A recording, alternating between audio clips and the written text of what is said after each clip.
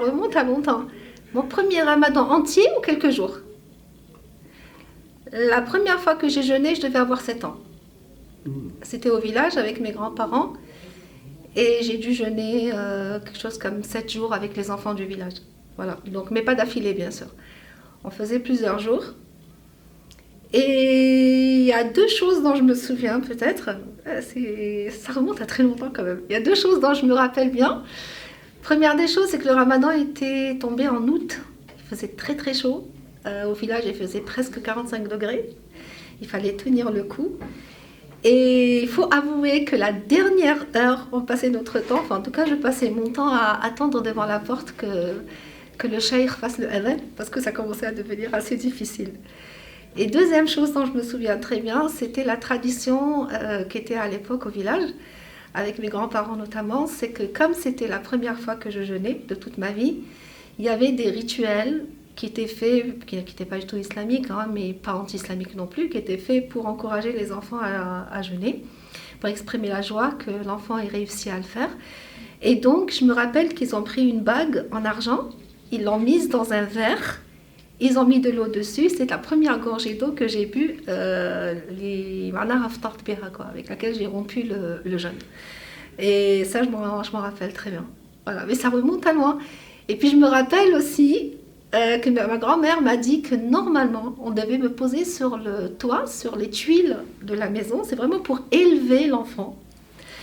Parce qu'il s'était élevé par le jeûne, il avait fait quelque chose d'extraordinaire. Normalement, on aurait dû me poser sur les tuiles de la maison, donc pour que je prenne ma première gorgée de dessus. Mais ça n'a pas été fait, parce que je pense qu'ils étaient fatigués, ils avaient la flemme. Mais dans certains villages, ça se fait encore. Cette tradition-là, où l'enfant, qu'il soit garçon ou fille, on le met sur le toit de la maison. Et on lui fait boire sa première gorgée d'eau dans un verre où il y a ou une bague en argent ou une bague en or. Pour l'encourager et surtout donner de l'importance à cet acte-là. Et dans certaines régions du pays, on offre carrément un bijou en or à la petite fille quand elle jeûne pour la première fois. Mais moi, j'ai pas eu droit à ça. C'est pas grave. Ça remonte à une trentaine d'années. Quand je suis arrivée, ça a été très très très dur. Ça a été très dur parce que j'entendais pas l'adhan, parce qu'il n'y avait pas du tout les odeurs, les couleurs du ramadan qu'on a au pays. Il n'y avait pas cette atmosphère du ramadan qu'il y a au pays. Et je me souviens que je me suis sentie très embêtée parce que je ne trouvais pas les épices pour la shawarma.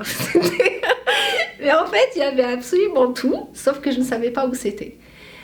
Au jour d'aujourd'hui, par contre, et puis à l'époque, c'était pas aussi développé que maintenant. Il fallait surveiller tout le temps, Radio Orient, je me rappelle, pour entendre, pour l'annonce, pour le premier jour du ramadan, il fallait attendre très très tard, je me rappelle jusqu'à 23h parfois, pour avoir l'annonce de la vision donc du hilal à l'époque, hein, du croissant de lune, et pareillement pour l'Aïd, pour la fête. Aujourd'hui, c'est beaucoup plus simple, on le sait beaucoup plus tôt. Mais au jour d'aujourd'hui, si vous veniez à me poser la même question, je vous dirais que je préfère nettement jeûner ici, à cause de la spiritualité qu'on a plus ici que là-bas, ça clairement. J'étais en famille, mais bien sûr le mari travaillait, j'avais pas encore d'enfants, et puis même combien même j'en aurais eu trop petit, la cuisine était minuscule, pour cuisiner c'est pas pareil, parce que forcément Ramadan c'est cuisine, c'est bourek, c'est shorba, c'est ceci, bon ça m'est passé maintenant, ça va. Maintenant c'est pas ça qui compte le plus. Tarawih au pays, alors les tout premiers, je me souviens pas forcément, mais ce dont je me souviens, ce sont peut-être les meilleurs tarawih, en tout cas qui m'ont marqué. J'étais étudiante à l'université, et c'était à Alger, toujours dans le quartier populaire d'El Madania où ma grand-mère vivait. Et nous, on avait un petit moussalla dans lequel on se retrouvait les étudiants et les jeunes. Et on allait toujours prier là avec des huffaz, masha'Allah, qui connaissaient différentes qira'at, etc. Et tous les soirs, on se rencontrait là. C'était tout petit, mais ça nous paraissait finalement très vaste.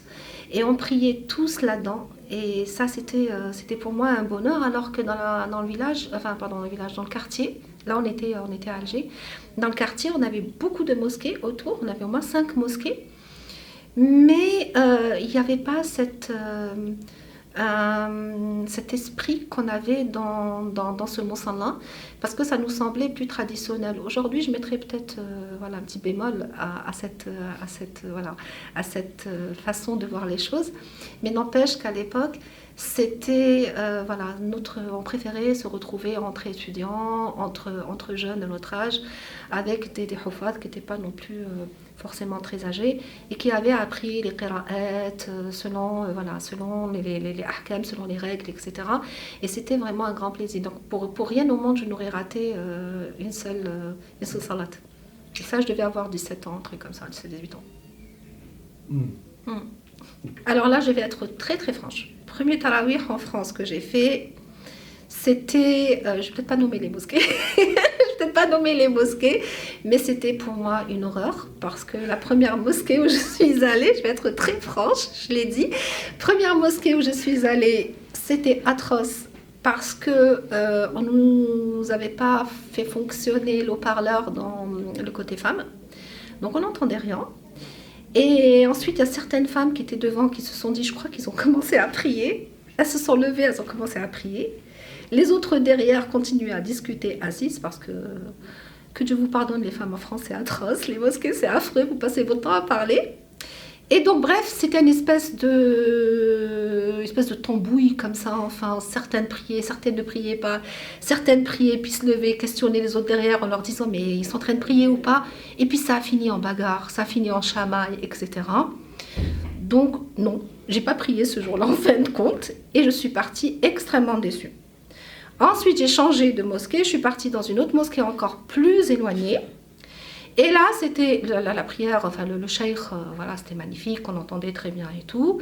Sauf qu'il y avait une dame à côté de moi qui m'agaçait parce que je ne sais pas ce que je lui ai renvoyé comme image. Elle s'imaginait qu'il fallait absolument qu'elle me mette le bras comme ça pour me dire non, arrête, il ne faut pas que tu te prosternes. C'est bon, tu peux te prosterner. Non, maintenant tu arrêtes de prosterner. Et puis elle récitait le Coran à haute voix. Et moi, ça m'agaçait parce que peut-être parce que je suis d'obédience malikite ou quoi. Je n'aime pas entendre une femme réciter à haute voix à côté de moi quand il y a le cheikh qui récite également.